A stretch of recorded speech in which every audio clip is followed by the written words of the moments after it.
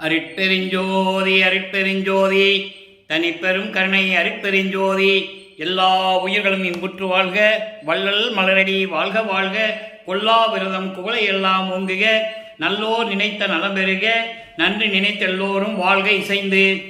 உலக மக்களே, அறிவார்ந்த அன்பர்களே, ஆண்மநேய ஒருமைப்பாடுடைய அன்பர்களே, அருட்பெருஞ்சோதி ஆண்டவருடைய திருவிளையாடலை பார்த்து கொண்டிருக்கிறோம். அருட்பெருஞ்சோதி ஆண்டவர் இந்த பிரபஞ்சம் தோன்றிய காலத்திலிருந்தே எத்தனையோ திருவிளையாடல்களை புரிந்திருக்கிறார்கள். எல்லா திருவிளையாடல்களையும் வல்லற்பமான ஒவ்வொரு பாடல்களின் மூலமாக நமக்கு அள்ளி கொண்டிருக்கிறார்.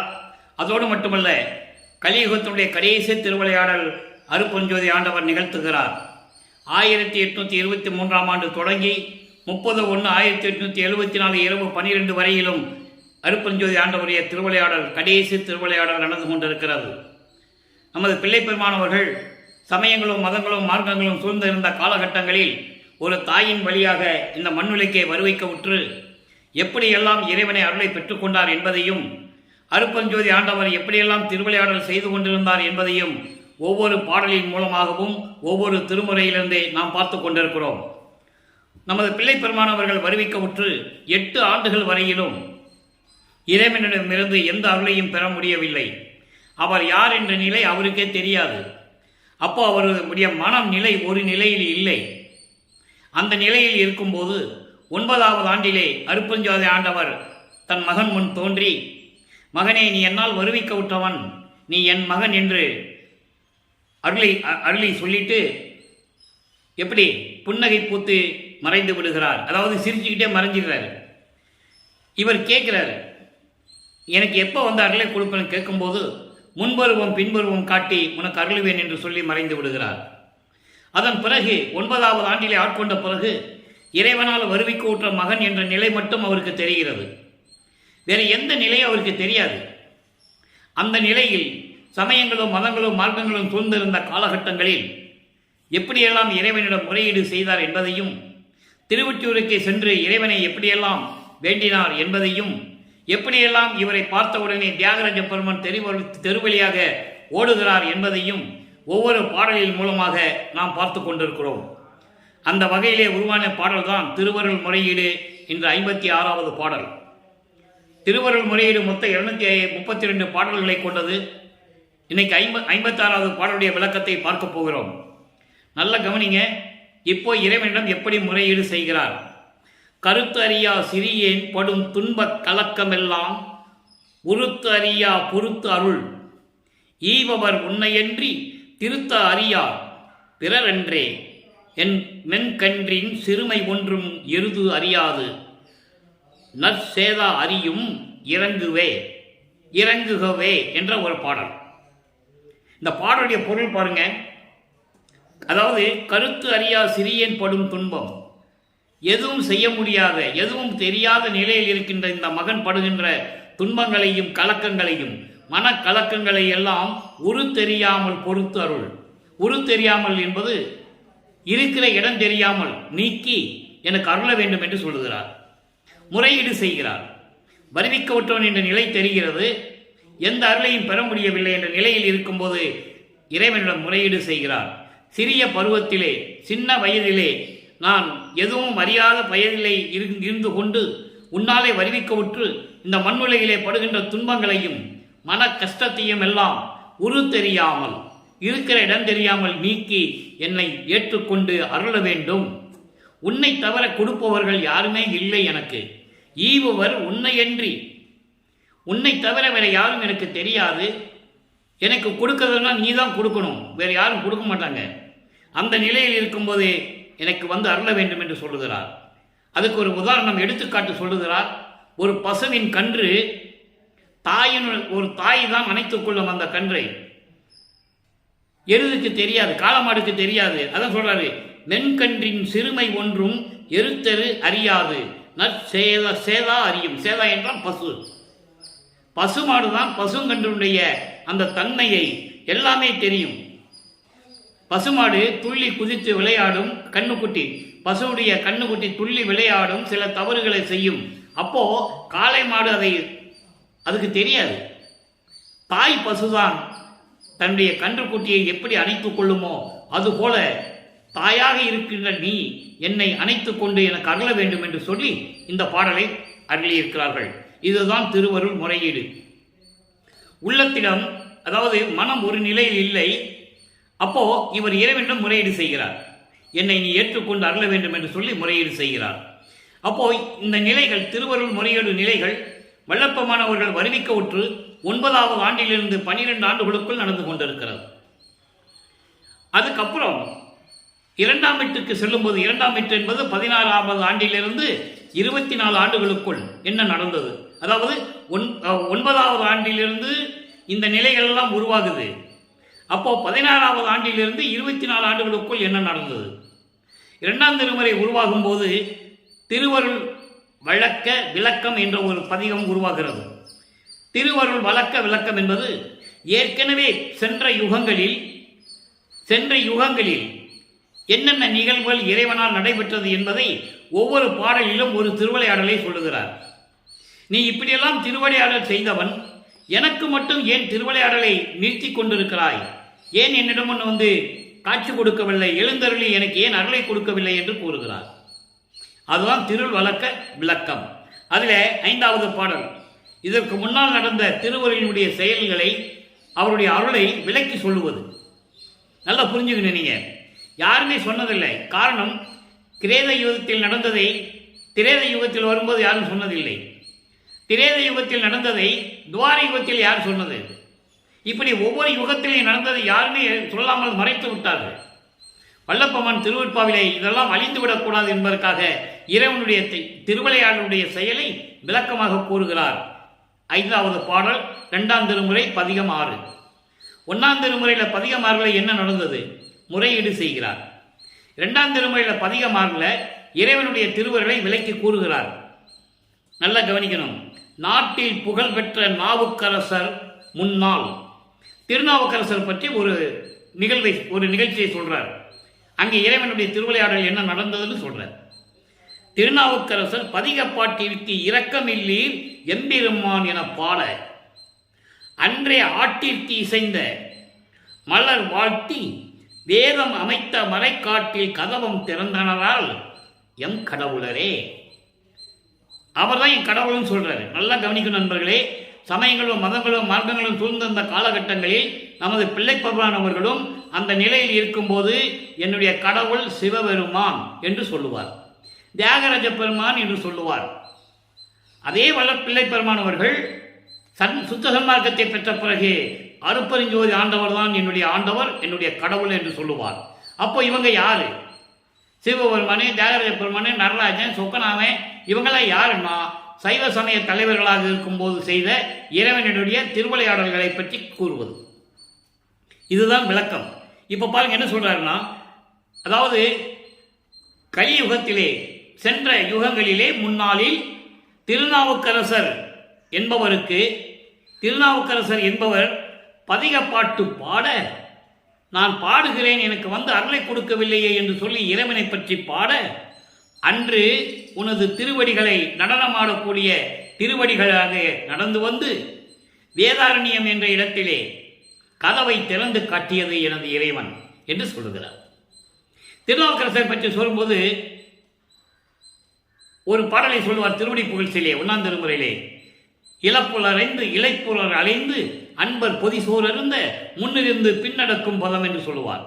திருநாவுக்கரசருக்காக பசி என்று சொல்லும்போது, இவர் திருநாவுக்கரசருக்காக இறைவன் ஒரு கட்டி சோறு என்று சொல்லுவார்கள். துணியிலே சோத்தை கட்டி ஒரு கொம்புல கட்டி கொண்டு திருநாவுக்கரசர் முன்னால செல்ல இவர் பின்னால செல்லுவார். திருநாவுக்கரசர் யார் என்று கேட்க, சிவத்தொண்டு செய்து கொண்டிருக்கிறீர்கள் ஐயா, உங்களுக்கு பசிக்கு சோறு கொண்டு வந்துள்ளேன், உணவு கொண்டு வந்துள்ளேன் என்று சொல்லும் பொழுது வந்தவர் இறைவன் என்று அவருக்கு தெரியாது.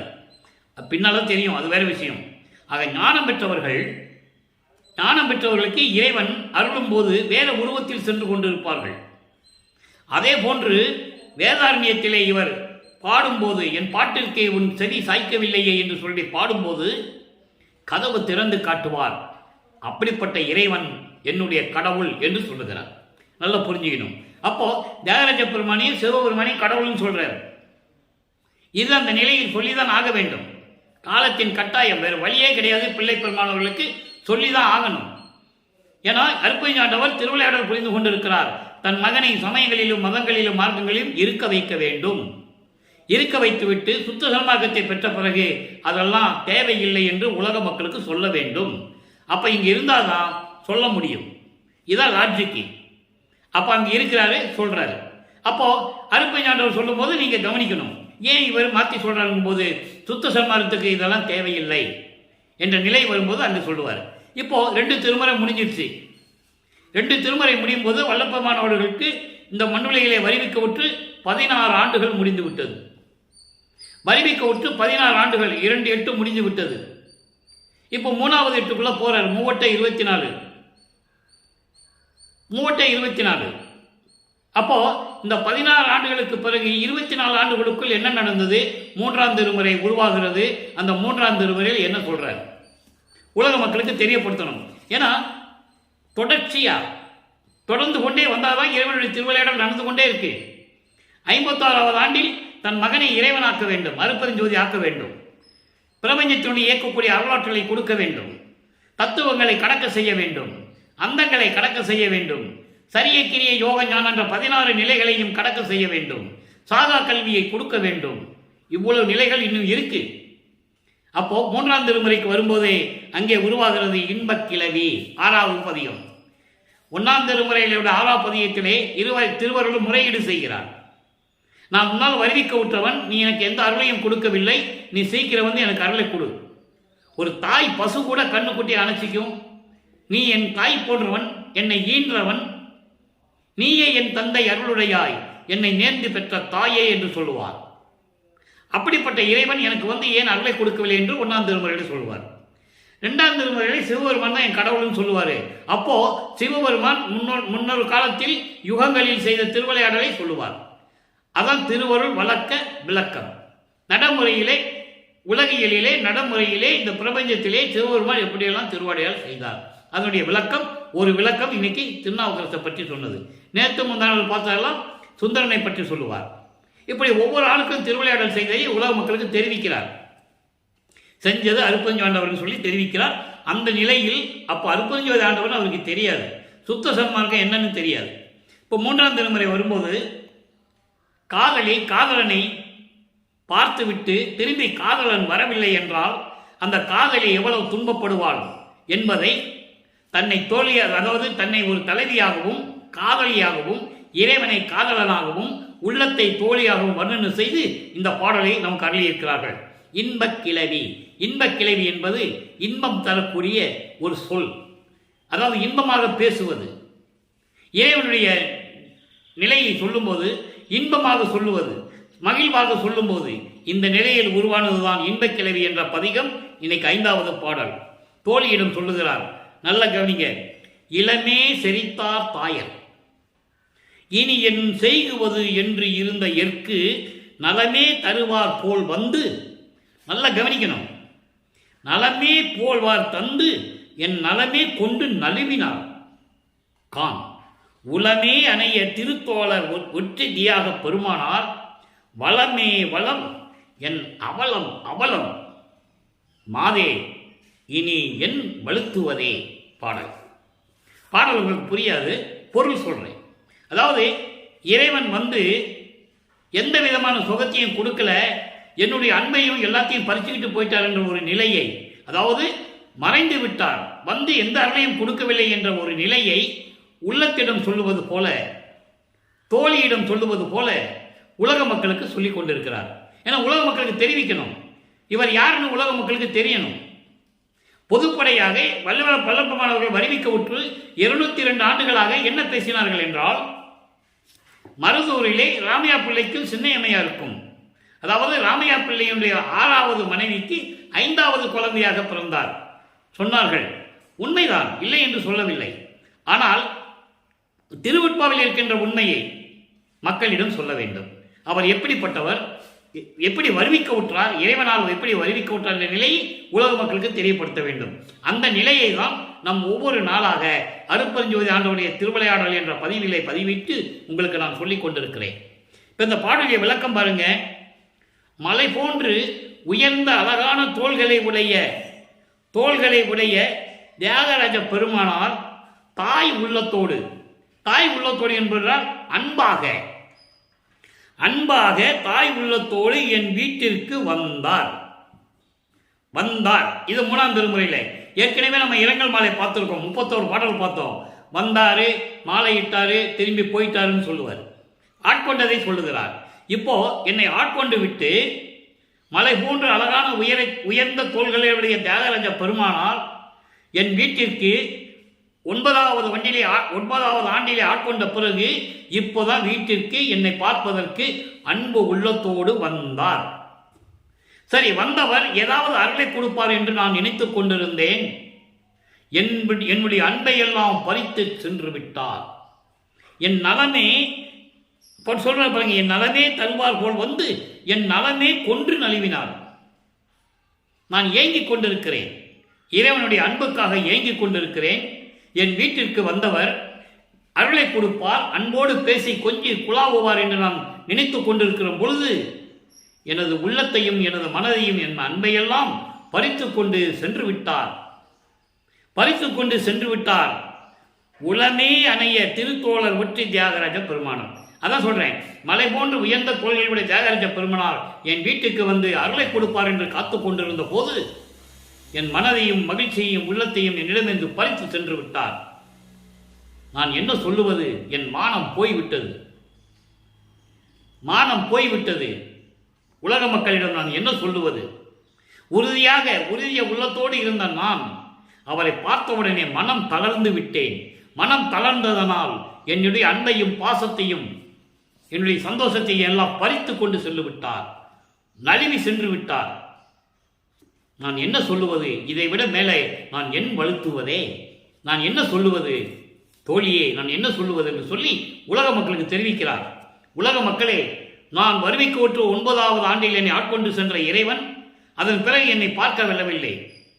மலை போன்று உயர்ந்த அழகான தோள்களை உடைய தியாகராஜ பெருமானார் தாய் உள்ளத்தோடு அன்போடு என்னை பார்க்க என் வீட்டிற்கு வந்தார்.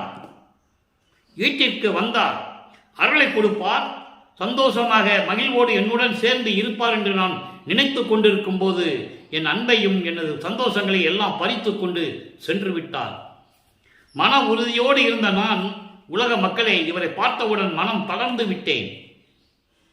மறைந்து விட்டார். என் மானம் போய்விட்டது. அதான் மானம் போன வழியெல்லாம் விடுத்தேன்னு சொல்லுவார் ஞானசரியில. என்னை வைதாலும் வைதிலும் வாழ்த்தினேன் வாழ்த்தன கொண்டிடுவேன். வைதாலும் வைதிடுமீன் வாழ்த்தன கொண்டிடுவேன். மனம் போன வழியெல்லாம் விடுத்தேன். தெளிவாக சொல்லுவார். அதுதான் இங்கே சொல்றார். மானம் போய்விட்டது எனக்கு. இதுக்கு மேல் நான் என்ன சொல்லுவது? உலக மக்களே, எனது நிலை இப்படிதான் இப்பொழுது இருந்து கொண்டிருக்கிறது என்று சொல்லி இந்த பாடலை நமக்கு அருளி இருக்கிறார்கள்.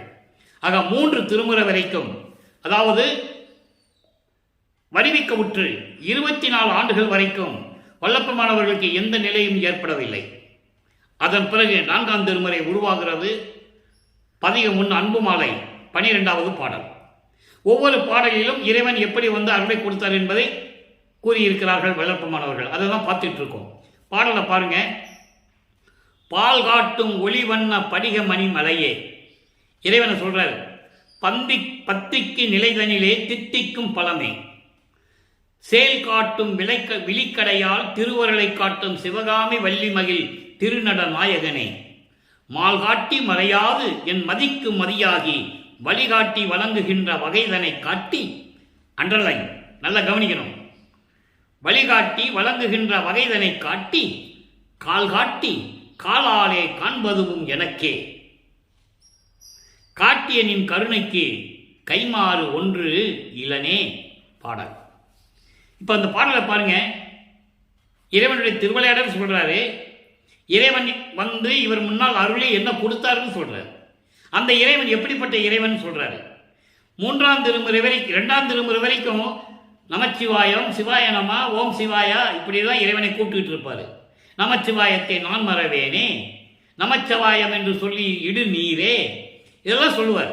2ஆம் திருமுறை வரைக்கும் தான் சொல்லுவார். 3ஆம் திருமுறை வரும்போது நிலைகள் மாறும்.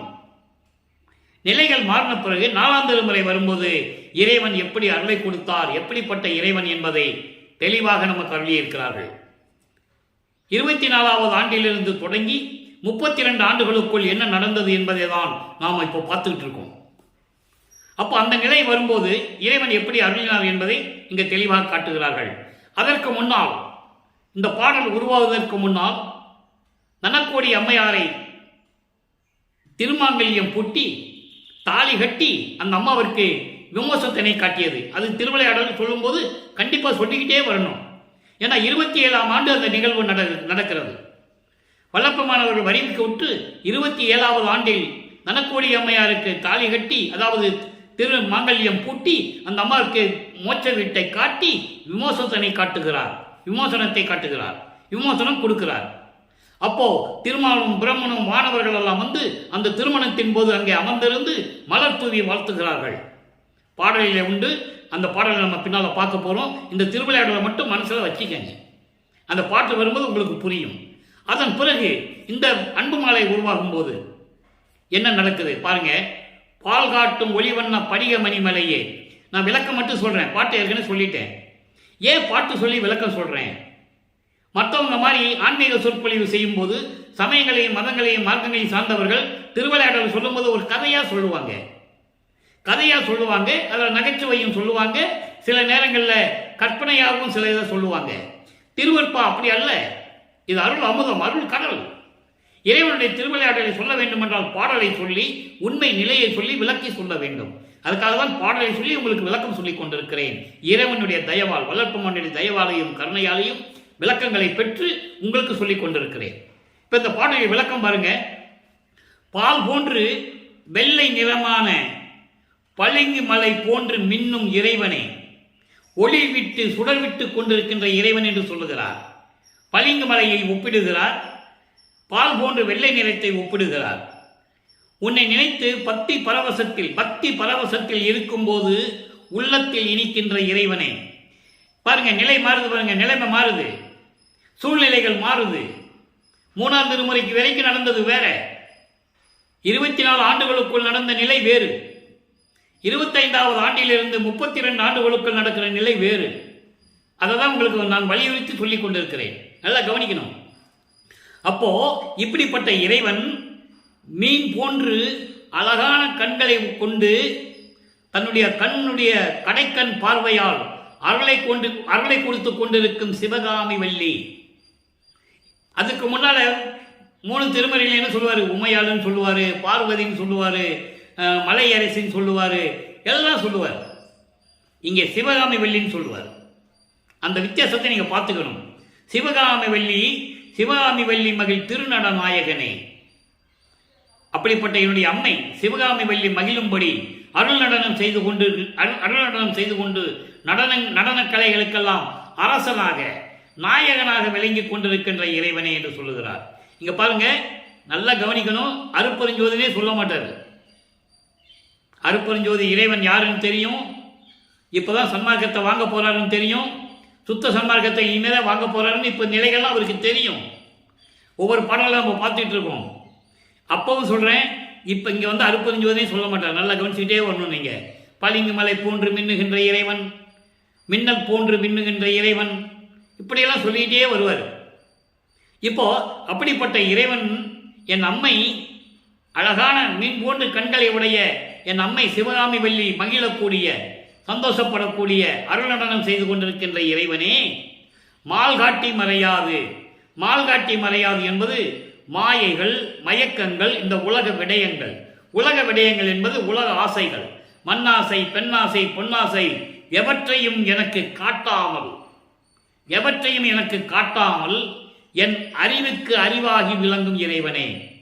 இறைவன் தான் சொல்லுவாரே, அப்படிப்பட்ட இறைவனே மாயைகளையும் மயக்கங்களையும் உலக ஆசைகளையும் எல்லாவற்றையும் என்னை அணுக விடாமல், என்னை சேர விடாமல், எனக்கு காட்டாமல் என் அறிவுக்கு அறிவாகி விளங்கி கொண்டிருக்கின்ற இறைவனே. அடுத்து சொல்வார் பாருங்க. அடுத்து வழிகாட்டி வழங்குகின்ற வகைதனை காட்டி, வழிகாட்டி மேல்நிலைக்கு செல்லக்கூடிய வழியை காட்டி, அதை வழியை காட்டும் போது அதுக்கு வழங்கக்கூடிய வகை யாரு? நல்லா கவனிக்கணும். நீங்க ஒவ்வொரு வார்த்தையிலையும் பிரபஞ்சத்தின் உண்மை அப்படியே மறைஞ்சிருக்கும். சூட்சுமமான விளக்கங்கள். மாயைகளையும் மயக்கங்களையும் உலக விஷயங்களையும் எனக்கு காட்டாமல் எனக்கு அருளிய இறைவன் சொல்றாரு. அப்போ அதுக்கு மேல ஒரு வழி இருக்கிறது. அதான் மேல்நிலை நிலை காட்டி. இங்க சிவஞான வெளி, 16வது வெளி, சரியை கிரிய யோகம்லாம் இங்க சொல்லவே மாட்டார். நல்லா புரிஞ்சுக்கணும் நீங்க. அப்ப அந்த வழிகாட்டி, மேல்நிலைக்கு வழிகாட்டி, அதை அந்த வழிகாட்டிற்கு வழங்குகின்ற அந்த வழிக்கு செல்ல போகக்கூடிய அந்த நிலையையும் காட்டி, அந்த தன்மையையும் எனக்கு காட்டி. அப்படின்னா என்ன இங்க மறைஞ்சிருக்கு, விளக்கம் மறைஞ்சிருக்கு. தத்துவங்கள், அந்தங்கள் இதெல்லாம் கடந்து போகணும். அதாவது அட்டகத்தில் சொல்லுவாரு, தத்துவங்கள் அனைத்தும் தனித்தனியே கடந்தோம், தத்துவாதீத மேல்நிலையில் சித்தியல் முழுதும் தெரிந்தேன், அவை மேல் சிவநிலை தெரிந்திட சென்றேன். அந்த இதை சொல்ற இங்க வழிகாட்டி. வழிகாட்டின்றது அந்த நிலை. அப்ப அந்த வழிகாட்டி வழங்குகின்ற வகைதனையும் காட்டி, கால் காட்டி. கால் என்றால் திருவடி. இங்க கால் காட்டி என்பது அன்பர்களே, இதனுடைய விளக்கம் இறைவனால் கொடுக்கப்பட்ட விளக்கம். கால் காட்டி என்பது தன் மகனுக்கு இடது காலை ஊனி வலது காலால் அருள் நடனமாடி காட்டியது. எல்லாம் சொல்லுவாங்க, நடராஜன் இடது காலை தூக்கி இருப்பாரு, வலது காலை ஊனி இருப்பாரு. அவர் வேற ஆளு. அருப்பஞ்சாண்டவர் எப்படி இடது காலை ஊன்றி வலது காலால் தன் மகனுக்கு நடனமாடி காட்டியவர். அதுதான் ஆடுகின்ற சேவடி என்று சொல்லுவார். ஆடுகின்ற சேவடிக்கே ஆளானேன், மாளாத யாக்கை பெற்றேன், கூடுகின்ற சன்மார்க்க சங்க நடுவிருந்தே குழாவுகின்றேன். தெளிவா சொல்லுவார். அது அங்க வரும்போது சொல்லுவார் 6ஆம் திருமுறையில. இங்கே கால் காட்டி என்று சொல்லுகிறார். கால் காட்டி என்பது இடது காலை ஊன்றி வலது காலால் நடனமாடி காட்டியது. அப்படியெல்லாம் எனக்கு காண்பதுவும் எனக்கே காட்டி, எனக்கு மட்டும் பிரபஞ்சத்தின் உண்மைகளை எல்லாம் காட்டி, அப்படி காட்டிய நின் கருணைக்கு கைமாறு ஒன்று இல்லனே. அப்படி காட்டிய அந்த கருணைக்கு நான் என்ன கைமாறு செய்ய போகிறேன், எனக்கு ஒன்றும் தெரியலன்னு சொல்றார். அப்படிப்பட்ட இறைவனுடைய கருணைக்கு நான் என்ன கைமாறு செய்ய போகிறேன் என்று சொல்லி இந்த பாடலை எழுதியிருக்கார்கள். எனவே அன்பர்களே, 4ஆம் திருமுறை முடிவடைகிறது. 4ஆம் திருமுறையிலே இறைவன் அருளியது மணக்கோழி அம்மையாருக்கு திருமாங்கல்யம் பூட்டி மோட்ச வீட்டை காட்டியது. அதன் பிறகு அந்த இறைவன் இடது காலை ஊண்டி வலது காலால் நடனமாடி காட்டியது. அதனால் நான் மரணமில்லா பெருவாழ்வை பெறப்போகிறேன் என்று சூட்சமமாக இந்த விளக்கம் சொல்லியது. 6ஆம் திருமுறையிலே இதை பற்றி விவரமாக நம்ம பார்க்க போறோம், பின்னால பார்க்க போறோம். இப்ப 4ஆம் திருமுறை வரைக்கும் இந்த நிலைகள் தொடர்ந்து கொண்டிருக்கிறதே. 6ஆம் திருமுறை உருவாகிறது. 6ஆம் திருமுறை உருவாகும் போது வல்லப்பெருமான் அவர்கள் 33வது ஆண்டிலிருந்து 40 ஆண்டுகளுக்குள் இருந்து கொண்டிருக்கிறார். அந்த 8 ஆண்டுகளுக்குள் என்ன நடந்தது? 33வது ஆண்டில் சுத்த சன்மார்க்கத்தை பெற்ற பிறகு சாதா கல்வியை கற்பதற்காக சிவஞான வெளி சென்று கொண்டிருக்கிறார். நல்லா கவனிக்கணும். 33வது ஆண்டில் சுத்த சன்மார்க்கத்தை பெற்றுக்கொண்டு சென்னையை விட்டு கிளம்பி சிவஞான வெளிக்கு சென்று கொண்டிருக்கிறார். அங்கே எப்படி என்னெல்லாம் நடந்தது ஒவ்வொரு பதியத்திலிருந்து பார்க்க போறோம். சுத்த சன்மார்க்கத்துக்குள்ள வரும்போது எப்படி விண்ணப்பம் வைக்கிறாரு, பிள்ளை சிறு விண்ணப்பம் எப்படி வைக்கிறாரு, திருக்கதவத்தை எப்படி திறக்க சொல்றாரு, அதாவது உள்ளத்தை எப்படி திறக்க சொல்றாரு, சுத்த சன்மார்க்க வேண்டுகோள் எப்படி வைக்கிறாரு, தனித்திராளங்கள் எப்படி அருளை பெற்றார், மெய்யருள வியப்பிலை எப்படி அருளை பெற்றார் என்பதை இப்போ ஒவ்வொரு பாடல் மூலமாக நம்ம பார்க்க போறோம். இப்ப பாருங்க, 6ஆம் திருமுறை திருக்கதவம் திறத்தல் பதிகம் 18. திருக்கதவம் திறத்தல் என்பது உள்ளத்தில் இருப்பதை உள்ளபடியாக சொல்ல வேண்டும் என்று வேண்டுவது. 8வது பாடல் இறைவனின் உள்ளத்தை திறந்து காட்ட வேண்டும் என்று சொல்லுவது. அப்படி என்றால் உன் உள்ளத்தில் இருப்பதை எனக்கு சொல்லு என்று சொல்லுவது. வேத நெறி நல்ல கவனி நண்பர்களே. சமயங்களும் மதங்களும் மார்க்கங்களும் சூழ்ந்த நிலையில் வருவிக்க விட்ட நமது பிள்ளை பெருமான் அவர்கள் சுத்த சன்மார்க்கத்தை பெற்ற பிறகு நிலைகள் என்ன, சமயங்களுடைய நிலைகள் என்ன, புராணங்களுடைய நிலைகள் என்ன, இவற்றையெல்லாம் இந்த பாடலை சொல்றாரு. அற்புதமான பாடல். இதுதான் பிரபஞ்சத்தின் உண்மை. இறைவன் வருவிக்க உற்று இறைவனுடைய அருளை பெற்ற பிறகு இறைவனுடைய திருவிளையாடல் எப்படி நடந்து கொண்டிருக்கிறது. வேத வெறி ஆகமத்தின் வேத நெறி, ஆகமத்தின் நெறி, பௌராணங்கள். பௌராணங்கள் என்பது புராணங்கள், இதிகாசங்கள் எல்லாம் இதில் வந்துடும். விளம்பும் நெறி, இதிகாசம் விதித்த நெறி, முழுதும் ஓதுகின்ற சூது அனைத்தும் உளவு அனைத்தும் காட்டி உள்ளதனை உள்ளபடி உணர உரைத்தனையே. இந்த 4 வரைக்கும் முதல்ல சொல்றேன், அப்புறம் 4 வரைக்கும் விளக்கம், மொத்தம் 8 வரி பாடம். அதாவது வேதங்கள் சொல்லப்பட்ட நெறிகள் 4 வேதங்கள், ரிக் வேதம், யசுர் வேதம், சாம வேதம், அதர்வண வேதம். இந்த 4 வேதங்களிலும் சொல்லப்பட்ட நெறிகள், ஆகம நூல்களில் சொல்லப்பட்ட நெறிகள், ஆகம நூல்கள் 28 வகையில் உள்ளது. அதனுடைய நெறிகள், புராணங்கள் சொன்ன நெறிகள், இதிகாசங்கள் சொன்ன நெறிகள் முழுவதும், அந்த சொல்லுகின்ற அனைத்தும் சூதுகள் அனைத்தும், சூழ்ச்சிகள் அனைத்தும், உளவு அனைத்தும், அதனுடைய ரகசியங்கள் அனைத்தையும் எனக்கு காட்டி எவ்வளவு அற்புதமா சொல்றாரு பாருங்க. இந்த நிலையில மக்களுக்கு சொல்லணும். அப்பதான் மக்களுக்கு வளர்ப்புமான்னு யாருன்னு தெரியும். பொதுப்படையா பேசினா எப்படி? 202 வருஷமா பேசி உலக மக்களுக்கு வள்ளலார் யாருன்னே தெரியாம காட்டி நடைமுறையில் நடந்து கொண்டிருக்கிறார்கள். உள்ளதை உள்ளபடி சொல்ல வேண்டும். திருவெட்பாவில் என்ன சொல்றாரு அதை மட்டும் சொன்னா போதும். அப்ப இந்த வேதங்களும் ஆகமங்களும் புராணங்களும் இதிகாசங்களும் சொல்லுகின்ற அந்த சூழ்ச்சிகளை எல்லாம் எனக்கு காட்டி, அதனுடைய ரகசியங்களை எல்லாம் எனக்கு காட்டி, பொய்களை எல்லாம் எனக்கு காட்டி, உள்ளதனை உள்ளபடி எனக்கு தெரிந்து கொள்ள சொன்னாயே, அறிவித்தாயே, சொன்னாயே என்று சொல்லுகிறார். உரைத்தனையே. அடுத்து சொல்ற பாருங்க, ஏதமர உணர்ந்தனன். இறைவன் அருள் செய்கிறார், அதை சொல்லுகிறார். ஏதமர உணர்ந்தனன், குறை இல்லாம, எந்த குறையும் இல்லாம, எந்த குற்றமும் இல்லாம, பிழைகள் இல்லாம, தவறுகள் இல்லாம நான் உணர்ந்து கொண்டேன், தெரிந்து கொண்டேன். அப்பா சொல்றாரு, மகன் தெரிந்து கொண்டேன். அப்பா கத்துக் கொடுக்கிறாரு, மகன் தெரிந்து கொண்டேன் சொல்ற. அதுக்கு சொல்றாரு, வீண் போது கழிப்பதற்கு ஓர் எல்லளவும் எண்ணம் இல்லை. வீணாக பொழுதை கழிப்பதற்கு எனக்கு ஒரு எண்ணமும் எனக்கு கிடையாது. உன்னுடைய நிலையை அடைய வேண்டும். இதுவரைக்கும் வீணாக கழித்து விட்டேன்.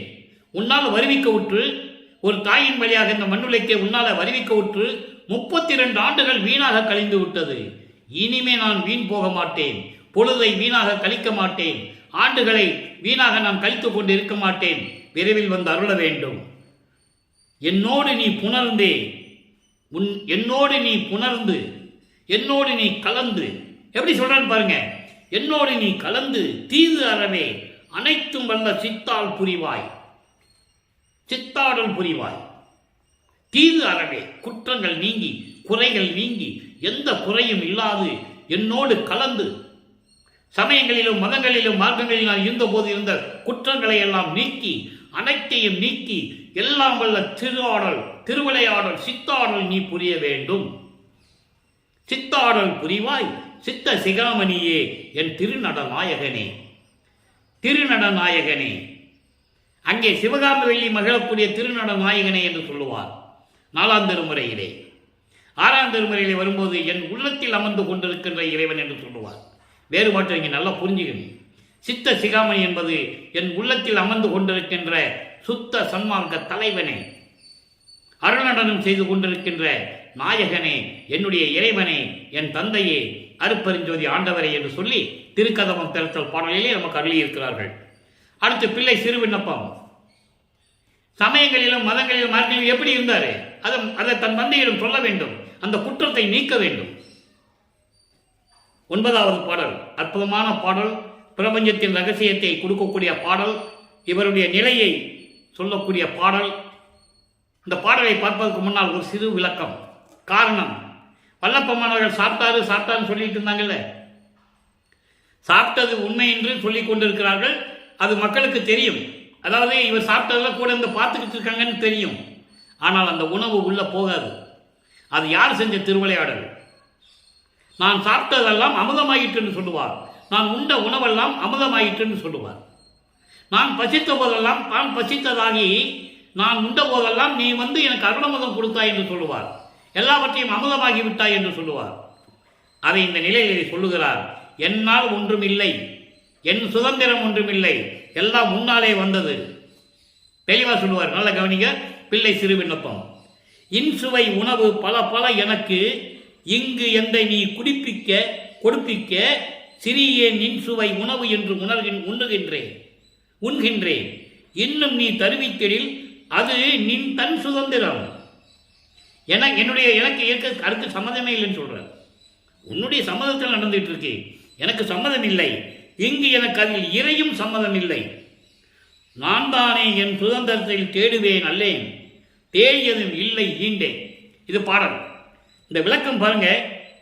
அதாவது முன்னாலே இந்த மண்ணுலைக்கு வருவிக்க விட்டு நான் யாரென்று தெரியாத நிலையில் நான் சுவையான உணவுகளை உண்டது உண்டு, நீ தானே கொடுத்த சொல்றாரு. நீ கொடுப்பிக்க சிறியேன், உன்னுடைய இன்சுவை உணவு என்று உண்ணுகின்றேன். உன்னுடைய உணவு உன்னுடைய அமுதம் என்று நான், அருள் அமுது என்று நான் உண்ணுகின்றேன். இதைத்தான் இன்னொரு பாடலை சொல்லுவாரு, நான் முன்பு உண்ட உணவெல்லாம் அமுதமாயிற்று என்று சொல்லுவார். விண்ணப்பம் வைக்கிறாரு, நான் இறைநிலையை அடைய வேண்டும். இறைநிலை அடையும் போது உணவு தேவையில்லை, பசி இருக்காது, உறக்கம் இருக்காது. இப்படி நிலைகள் இருக்கும்போது மலஞ்சலம் கழிக்க தேவையில்லை. இறைவனுடைய நிலையை அடைய வேண்டும் என்ற எண்ணத்தில் இந்த விண்ணப்பத்தை வைக்கிறார். நல்லா புரிஞ்சுக்கணும். நீங்க விடமாட்டார் அற்புதஞ்ச ஆண்டவரை. இவரு முன்னாலாவே ஏமாந்துட்டேன், இனிமேல் ஏமாற மாட்டேன்னு சொல்லுவார். ஒரு பாடல் விளக்கெல்லாம் நம்ம பார்த்துருக்கோம். வாசலில் வந்து நிற்கிறான் பார், மனதிடம் சொல்லுவார். வாசலில் வந்து நிற்கிறான் பார், அவன் யார் தெரியுமா? ஒரு காலத்தில் ஏமாத்திட்டு போனாலே இப்போ வந்து நிற்கிறாரு, இனிமேல் நான் ஏமாற மாட்டேன். பாட்டில் இருக்கு அந்த நிலை. இங்கே சொல்றாரு, இப்படியெல்லாம் இருக்க உன்னுடைய அருளமதம் என்று நான் உண்ணுகின்றேன். நீ கொடுத்த நான் சாப்பிட்டேன், நீ கொடுக்கலன்னா எனக்கு பசி இருக்காது, நான் சாப்பிட மாட்டேன். நீ கொடுத்த நான் சாப்பிட்டேன், இன்னும் நீ தரணும்னு நினைச்சா கூட அது உன்னுடைய சுதந்திரம் தான், அது உன்னுடைய செயல். இந்த மகனே சாப்பிடுன்னு சொன்னா சாப்பிட போறேன், அது அமுதமாகணும்னா நீ தான் பண்ண போற. எனக்கு எந்த விதமான சுதந்திரம் இல்லை, எல்லாமே உன் சுதந்திரத்தில் நடந்தது. எனக்கு இதில் இறையும் சம்மதம் இல்லை. எப்படி சொல்ற பாருங்க, எனக்கு இறையும் சம்மதம் இல்லை, கொஞ்சம் கூட எனக்கு சம்மதம் இல்லை. நான் எதுக்கு என்னுடைய சுதந்திரத்தை நான் போய் தேட போறேன், உணவை தேட போறேன்? நான் தேட மாட்டேன், நான் தேடியது இல்லை, எந்த உணவையும் நான் தேடியதில்லை. நீ கொடுத்த சாப்பிட்டேன், உன்ன சொன்ன உன்னு, நீ சாப்பிட சொன்ன சாப்பிட்டேன். அப்புறம் நீயே சொல்ற மகனே அதெல்லாம் அமுதமாக்கிட்டேன்னு சொல்ற, அது உன் இஷ்டம், அது உன்னுடைய சுதந்திரம், எனக்கு அதுக்கு சம்பந்தம் இல்லை, நான் தேடியதும் இல்லை ஈண்டே. நான் எந்த காலத்திலும் எனக்கு உணவு வேண்டும் என்று நான் தேடியதே இல்லை. சிறு விண்ணப்பத்தில் சொல்லிட்டாரா? இப்ப பாருங்க, சுத்த சன்மார்க்க வேண்டுகோள் போறோம். வேண்டுகோள் வைக்கிறார். சுத்த சன்மார்க்கத்தை பெற்ற பிறகு சுத்த சன்மார்க்க வேண்டுகோள் எப்படி இருக்கும்? சமயங்களிலும் மதங்களிலும் மார்க்கங்களில் செல்லும்போது திருவருள் முறையீடு எப்படி இருந்தது பார்த்தோம் நம்ம இன்னைக்கு. இங்கே எப்படி இருக்குன்னு பாருங்க. அண்ணா என்பது இறைவன். நான் வேண்டுதல் கேட்டு அருள் புரிதல் வேண்டும், அழியாத தனி வடிவம் யான் அடைதல் வேண்டும். அழியாத தனி வடிவம், மரணமில்லா பெருவாழ்வு எனக்கு வேண்டும். கண்ணாரை நினை எங்கும் கண்டு உவத்தல் வேண்டும். எல்லா இடத்திலும், எந்த உலகத்திலும், எல்லா இடங்களிலும், எந்த இடத்திலும் என் கண் குளிர உன்னை பார்த்து நான் மகிழ வேண்டும். இதுவரைக்கும் நீ என்னை ஏமாற்றிட்டு போயிருந்தது போலும், மறைச்சிக்கிட்டு இருந்த இல்லை, இனிமே அந்த மாதிரி இருக்கக்கூடாது. நான் எப்போ நினைச்சாலும் நீ வந்து நிற்கணும் என் முன்னால, அதை என் கண்ணார பார்க்கணும், கண்குளிர பார்க்கணும், கண்குளிர பார்த்து நான் மகிழ்ச்சி அடைய வேண்டும். அடுத்து சொல்ற பாருங்க, காணாத காட்சியெல்லாம் கண்டுகொள்ளல் வேண்டும். இந்த பிரபஞ்சத்தில் யாரும் பார்க்க முடியாத காட்சிகள் எல்லாம் நான் பார்க்க வேண்டும். அதுல ஒண்ணு அடிமுடி பார்த்தது, அடிமுடியை காட்டியது தன் மகனுக்கு. யாரும் பார்க்க முடியாத அடிமுடியை, பிரம்மன் திருமால் பார்க்க முடியாத அடிமுடியை காட்டுவது, அதான் சொல்றாரு. அதோடு மட்டுமல்ல, பன்னாரை நின்றனையை பாடியுறல் வேண்டும். தேவகான இசையோடு நான் பாடும்போது பாட்டு மட்டும் வரக்கூடாது, அதோடு சேர்ந்து இசையும் வர வேண்டும். தேவகான இசையோடு நான் உன்னை பாடி மகிழ வேண்டும். பரமானந்த பெரு கூத்து ஆடியிடல் வேண்டும். நான் பேரானந்தமாக இருக்க வேண்டும். நான் உன் நாடி உயிர்கள் உறும் துயர் தவித்தல் வேண்டும். உன் நாடி என்பது உள்நாடி, உன்னாடி என்பது உள்நாடி, உள் பிளஸ் நாடி. உள் நாடி என்பது மனப்பூர்வமாக, உள்ளப்பூர்வமாக, பரிபூரணமாக, எந்த விதமான ஐயமும் இல்லாமல் எல்லா உயிர்களுடைய துயரையும் நீக்க வேண்டும். எல்லா உயிர்களையும் நீக்க வேண்டும். 84 லட்சம் யோனி பேதங்கள் சொல்லுவார். அப்படி அவ்வளவு உயிரினங்கள் இருக்கின்றன. எல்லா உயிரினங்களையும் துயரத்தை நீத்து நீ காக்க வேண்டும். உன்னை பிரியாது உருகின்ற உருவது வேண்டுவனே. உன்னை பிரியாது என்று முன்னோடியே நான் இருக்க வேண்டும் என்று சொல்லி இந்த பாடலை நமக்கு அருளி இருக்கிறார்கள். அடுத்து பாருங்க, மெய்யருள் வியப்பு முடிச்சாச்சு. இப்ப சுத்த சன்மார்க்க வேண்டுகோள் முடிச்சாச்சு. தனித்திரு அலங்கள் 118வது பாடல் நல்லா கவனிக்கணும். பொத்திய 4 வரிதான், எளிமையான 4 வரி தான். ஆனா பாடல் உங்களுக்கு புரியாது. இறைவன் கொடுத்த விளக்கம் நான் சொல்றேன். பொத்திய மனப்பிணி புழுக்கு ரம்பைதான் சித்தியல் சுத்த சன்மார்க்க சேர்ப்பினால் நித்தியமாகியே நிகழும் என்பது சத்தியம் சத்தியம் சகத்தில் உள்ளவர்களே. சகத்தில் உள்ளவர்களே என்பது உலக மக்களே. இந்த உலகத்தில் இருக்கின்ற மக்களே, நான் சொல்லுவதெல்லாம் சத்தியம் சத்தியம், உண்மை உண்மை. இறைவனை சத்தியம் பண்ற மக்கள் கிட்ட, மனிதர்கள் ஒருத்தருக்கு ஒருத்தர் சத்தியம் பண்றது வேற. இறைவன் மக்களிடம் சத்தியம் பண்றாருன்னா என்ன நிலை என்பதை நீங்கள் யோசித்து பார்க்க வேண்டும். மக்கள் எவ்வளவு சொல்லியும் திருந்தலை, சொன்னாலும் புரிஞ்சிக்க மாட்டேன்றாங்க. அதனால்தான் மக்களுக்கே சத்தியம் பண்றாரே, உலக மக்களே நான் சொல்லுவதெல்லாம் சத்தியம் சத்தியம், உண்மை உண்மை. அதாவது இயற்கை உண்மையின் அருளாகிய, இயற்கை உண்மை விளக்கத்தின் அருளாகிய சுத்த சன்மார்க்கத்தில் சேர்ந்தால்தான், சுத்த சன்மார்க்கத்தில் சேர்ந்தால்தான் உங்களை சூழ்ந்து கொண்டிருக்கின்ற, உங்களை பிடித்து கொண்டிருக்கின்ற இந்த மலங்கள், 5 மலங்கள், அதான் மலப்பிணி என்று சொல்லுகிறார். 5 மலங்களும் மாயைகளும் மயக்கங்களும், அதான் புழு குரம்பை என்று சொல்லுகிறார். ஆணவம் கண்மம் மாயை மாமாயை துரோதை என்ற மலங்களும் மாயைகளும் மயக்கங்களும் உலக ஆசைகள், மண்ணாசை பெண்ணாசை பொன்னாசை போன்ற ஆசைகள் கொண்ட உலக மக்களே, அதெல்லாம் உங்களை சூழ்ந்து கொண்டிருக்கிறது, உங்களை பிடித்து கொண்டிருக்கிறது, விட்டு விலகாமல் இருந்து கொண்டிருக்கிறது. இதெல்லாம் விலக வேண்டுமென்றால் இறைவனால் படைக்கப்பட்ட, இயற்கை உண்மை விளக்கத்தினால் படைக்கப்பட்ட சுத்த சன்மார்க்கத்தில் சேர்ந்தால்தான் நீங்கள் நித்தியமாக வாழ முடியும், பேரின்பமாக சந்தோஷமாக நீங்கள் வாழ முடியும், அழியாத நிலையில் இருந்து கொண்டு நீங்கள் வாழ முடியும். இது சத்தியம் மக்களே, சத்தியம் சத்தியம் என்று சொல்லி உலக மக்களிடம் சொல்லுகிறார். யார் சொன்னது இந்த பிரபஞ்சத்தில் உலக மக்களுக்கு? உலக மக்களுக்கு யார் அறிவுரை சொன்னது? யாருமே இல்லை. தோன்றினார்கள், அப்பத தலைவர்களையும் தத்துவ தலைவர்களையும் பற்றி பாடினார்கள், அவர்களை பாடலுக்கு இறங்கி அவன் அருளை கொடுத்து விட்டு சென்றார்கள். அதை பயன்படுத்திக் கொண்டு உலக மக்களுக்கும் உயிரினங்களுக்கு என்ன நன்மை ஏற்பட்டது? ஒருத்தனை அழிக்க ஒருத்தனை பிறந்திருப்பான், அதற்காகவே வரம் இருந்திருப்பான், அருளை பெற்றிருப்பான் இறைவன்களிடம். இதுதானே நிலைமை. ஆனால் வல்லபெருமான் எப்படி சொல்றாரு? உலக மக்களுக்காக, உலக மக்களே, உங்களெல்லாம் புரிந்து கொண்டிருக்கின்ற, துன்பத்தை கொடுத்து கொண்டிருக்கின்ற இந்த மலங்கள் மாயைகள் மாயைகள் உலக ஆசைகள் எல்லாம் போகணும்னா நீங்க சுத்த சன்மார்க்கத்தில் சேர்ந்தாதான் நீங்க நிரந்தரமா அழியாத நிலையில் நிரந்தரமா நீங்க வாழ முடியும், சந்தோஷமா வாழ முடியும். எனவே சுத்த சன்மார்க்கத்தில் வாழுங்கள் என்று அழைப்பு விடுக்கிறார். அடுத்த ஒரு நிலை பாருங்க, அடுத்த நிலை பாருங்க. மெய்யருள் வியப்பு 21வது பாடல் 112வது பதிகம். இந்த பிரபஞ்சத்தில் என்னென்ன நடந்ததுன்றத அவர் மனசுல நினைச்சு வேதனைப்பட்டு இருப்பார். அதை ஒரு பாடல்ல சொல்றார். இருளும் ஒளியும் வந்த வகையை எண்ணி எண்ணியே, இருளும் ஒளியும் வந்த வகையை எண்ணி எண்ணியே. இதை 4 பொருள்பட நம்ம எடுத்துக்கலாம், எது எடுத்தாலும் பொருத்தமா இருக்கும். இருள் என்பது அறியாமைகளை தரக்கூடிய சமயங்களும் மதங்களும் மார்க்கங்களும் சொல்லப்பட்ட நெறிகள். ஒளி என்பது சுத்த சன்மார்க்கத்தில் சொல்லப்பட்ட நெறிகள். பிறப்பு இறப்பு, பிறப்பு என்பது ஒளி, இறப்பு என்பது இருள். பொய் இருள், ஒளி உண்மை. நீங்க எப்படி வேணாலும் நீங்க எடுத்துக்கலாம், அவ்வளவு அருமையான பொருள் இங்கே இருக்கு. இருளும் ஒளியும் வந்த வகையை, இந்த பிரபஞ்சம் தோன்றிய காலத்திலிருந்து பொய்யும் தோன்றியது, உண்மையும் இருந்தது, அறியாமையும் இருந்தது, அறிவும் இருந்தது. சமயங்களும் மதங்களும் தோன்றின. இப்போ சுத்த சன்மார்க்கம் தோன்றிடுச்சு. இப்படி எப்படி எடுத்தா கூட இந்த வகைகளை எண்ணி எண்ணியே, இது எப்படி உருவாச்சுன்றது எண்ணி எண்ணியே இரவும் பகலும் கலங்கினேன். சதாவும் நினைச்சுக்கிட்டே இருக்கேன், ஏன் இப்படியெல்லாம் பிரபஞ்சத்தில் நீ உருவாக்கினேன், எப்படி இது உருவாச்சுன்னு சொல்லி நான் நினைச்சு இருக்கும்போது இரவும் பகலும் கலங்கி கொண்டிருந்தேன். இனிது நன்னியே. அப்போ எனது தந்தை என்னிடம் அன்பாக என்னிடம் அருகில் வந்து, என் அருகில் வந்து கட்டி அணைத்து கொஞ்சி மகிழ்ந்து, அதன் நன்னியே என்று பொருள். நான் அப்படியெல்லாம் கலக்கமாக இருந்து கொண்டிருந்தேன். அப்படி இருக்கும்போது என் தந்தை அருட்பெருஞ்சோதி ஆண்டவர் என்னிடம் வந்து என்னை அணுகி கட்டி அணைத்து அருளும் பொருளும் கொடுத்து மயக்கம் நீக்கி காட்டியே. இப்படியெல்லாம் எனக்கு மயக்கம் நீக்கி காட்டினான்னு சொல்றேன்.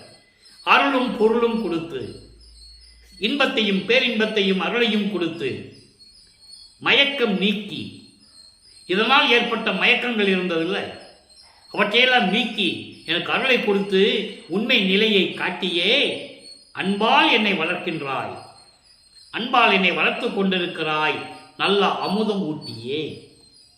எப்படி சொல்ற பாருங்க, நல்ல அமுதம் ஊட்டியே, சுத்த சன்மார்க்கத்தை கொடுத்து அன்பால் என்னை மகனாக வளர்த்து கொண்டிருக்கிறாய். அப்போ சுத்த சன்மார்க்கத்துடைய நிலை என்ன? மதங்களையும் மார்க்கங்களையும் சமயங்களையும் சாராத ஒரு நிலை, நேரடியாக வரக்கூடிய நிலை. இதுவரைக்கும் என்ன சொல்லிட்டு இருக்காங்கன்னா, எல்கேஜி படிச்சுட்டு தான் வரணும், எல்கேஜி யூகேஜி எல்லாம் படிச்சுட்டு தான் வரணும், அப்படிலாம் தேவையில்லை, நேராக படிக்கலாம். தொலைதூர கல்விகள்லாம் இருக்கு, நேரடியாக எம்ஏ படிக்கலாம், பிஹெச்டி படிக்கலாம், என்ன வேணாலும் படிக்கலாம். அந்த நிலைகளும் உருவாயிடுச்சு. அதனால் அப்படியெல்லாம் சொல்லி இனிமேல் மக்களை ஏமாற்ற முடியாது. சமயங்களில் மதங்களில் மார்க்கங்களில் இருந்து வரணும்னா எது வரைக்கும் அதுக்குள்ள அவர் இறந்து போவான், செத்தே போவான். சுத்த சன்மார்க்கத்தை எப்படி தெரியும்? திருப்பி செத்தவனை எழுப்பி கொண்டு வரணும். நீங்க அகவலை படிங்க, திருவிற்பால் அந்த நிலைகள்லாம் இருக்கு. சுத்த சன்மார்க்கத்தை தெரியாமல் செத்து போயிடுவான். இப்போ அவனை திருப்பி எழுப்பி கொண்டு வரணும். செத்தவர்களை எழுப்ப வேண்டும் என்று சொல்லுவார், இறந்தவர்களை எழுப்ப வேண்டும் என்று சொல்லுவார். அதுக்கு அர்த்தம் இதான். ஆக இருக்கும் போதே, நாம் இந்த மனித பிறவி எடுத்து இந்த உலகத்தில் இருக்கும் போதே நேரடியாக சுத்த சன்மார்க்கத்துக்கு வந்துடணும். அங்கே இருக்கணும்னு அவசியம் இல்லை. காலம் இல்லை, நேரம் இல்லை, இறைவன் வருகின்ற நேரம் வந்து விட்டதுன்னு சொல்றாரு. அருட்பெருஞ்சாண்டவர் வர்ற நேரம் வந்துச்சு, காலம் இல்லை, ஏமாறாதீர்கள், உங்களை ஏமாற்றிக் கொண்டிருப்பார்கள், நீங்கள் ஏமாந்து விடாதீர்கள் என்று சொல்லுவார். இந்த நிலையை அவர் வரும் தெரியும் அவருக்கு.